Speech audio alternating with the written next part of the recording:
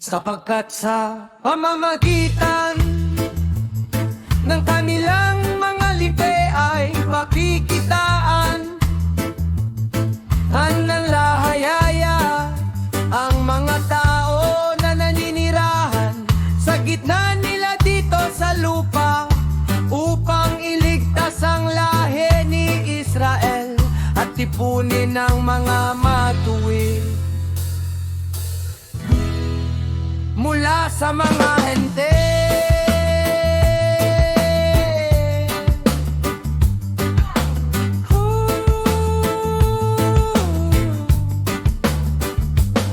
Kung gagawa kayo ng mabuti, aking mga anak,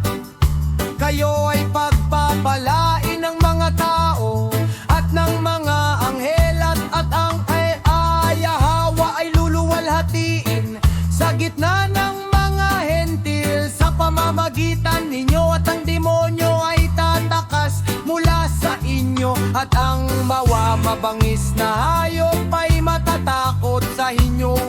at ang alahaya ay iibig sa inyo,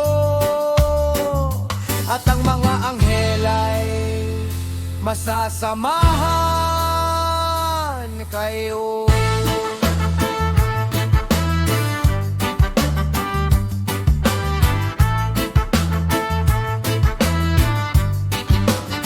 Kung paano ang isang taong maayos na nagpalaki sa isang bata ay naaalala ng may pagmamahal, gayon din naman ang isang mabuting gawa ay may mabuting alaala sa harap ng alahaya. Ngunit ang hindi gumagawa ng mabuti ay susumpain ng mga anghel at ng mga tao, at ang alahaya ay dadustain sa gitna ng mga hentil dahil sa kanya,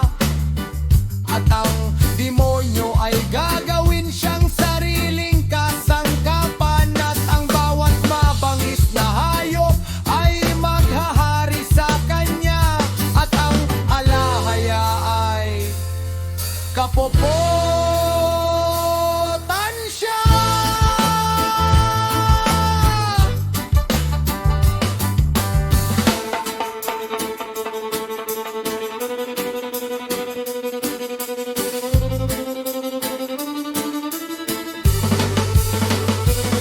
Sapagkat ang mga utos ng kautusan ay may dalawang mukha,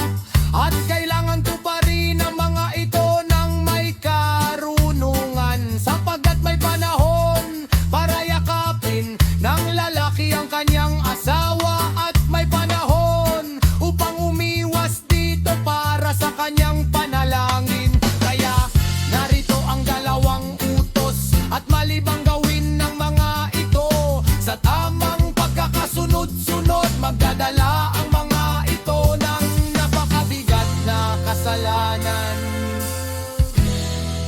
sa mga tao.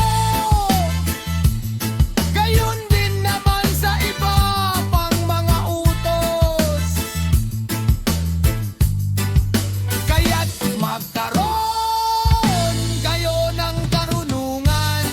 sa alahaya, aking mga anak, at maging maingat na nauunawaan ang pagkakasunod-sunod ng kanyang mga utos at ang mga kautusan ng bawat salita, upang kayo ay ibigin ng alahaya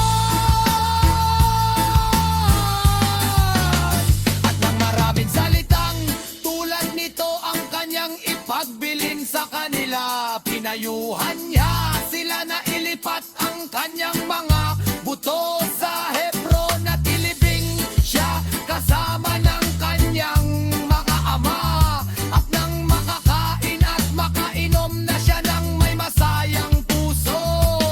tinakpan niya ang kanyang mukha at namatay, at ginawa ng kanyang mga anak ang lahat ng ipinag-utos ni Naphtali na kanilang ama. Sa